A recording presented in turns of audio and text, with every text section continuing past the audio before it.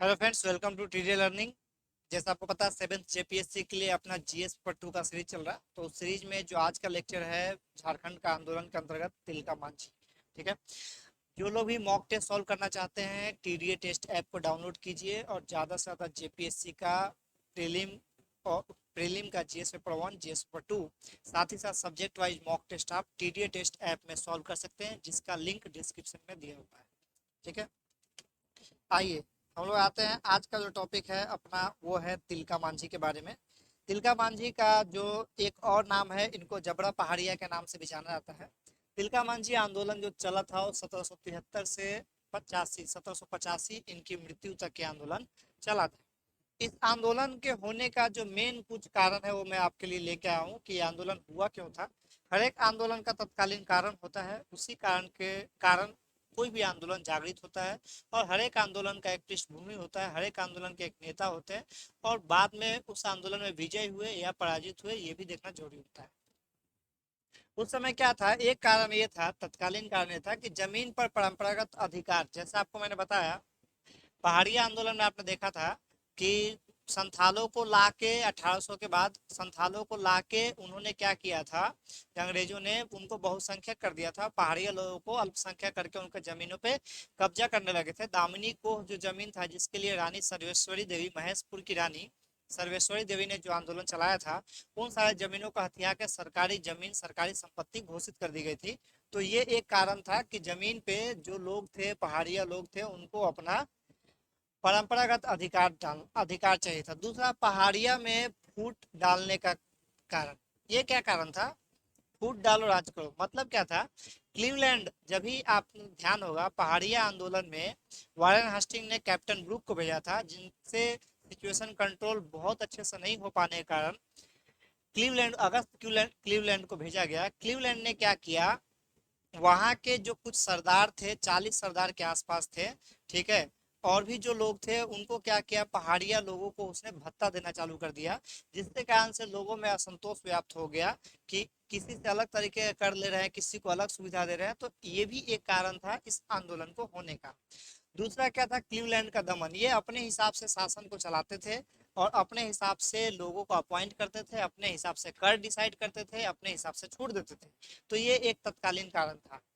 चौथा कारण जो था, 1770 ईस्वी के आसपास, जब अकाल की स्थिति उत्पन्न हो गई थी, काफी बड़े पैमाने पे अकाल हो गया था।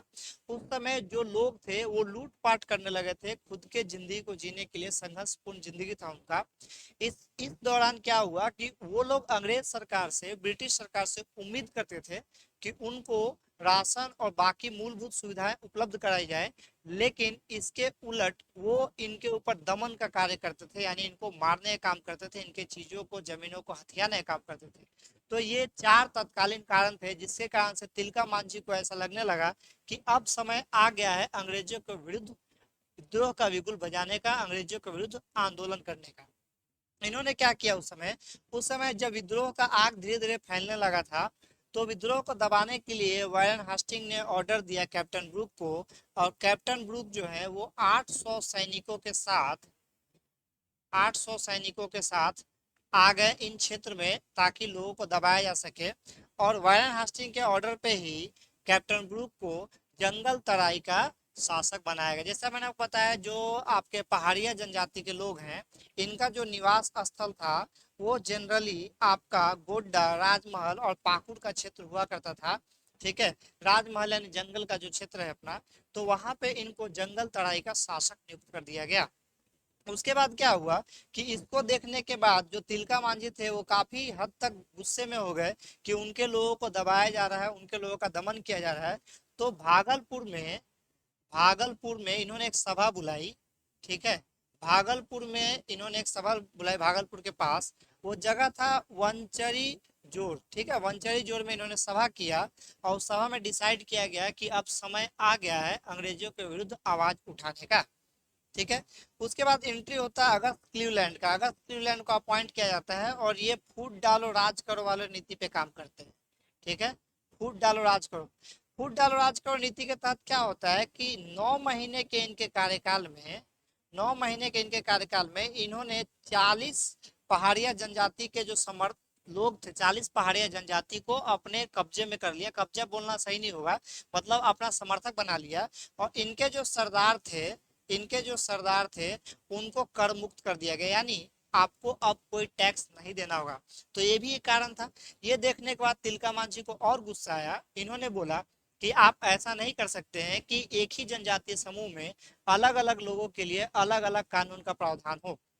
तो ये भी एक कारण था जो विद्रोह को और ऊंचे लेवल तक ले गया और चीजों को अंग्रेजों के विरुद्ध करता चला गया। उसके बाद क्या हुआ, तिलका मांझी ने जन आंदोलन चलाया। आपको मैंने पहले ही बता दिया, इनका नाम जो है निक नेम वो जबरा पहाड़िया है। इन्होंने जन आंदोलन चलाया। अब समस्या ये थी कि जन आंदोलन के समय लोगों तक मैसेज कैसे पहुंचाया जाए। तो घर घर मैसेज पहुंचाने के लिए इन्होंने साल के पत्ते का इस्तेमाल किया। साल के पत्ते पे मैसेज लिख के हर एक घर में संदेश पहुंचाया जाने लगा कि आगे की क्या रणनीति है और अंग्रेजों के विरुद्ध हमें क्या करना है। ठीक है। फिर आता है टाइम 1784 ईस्वी का।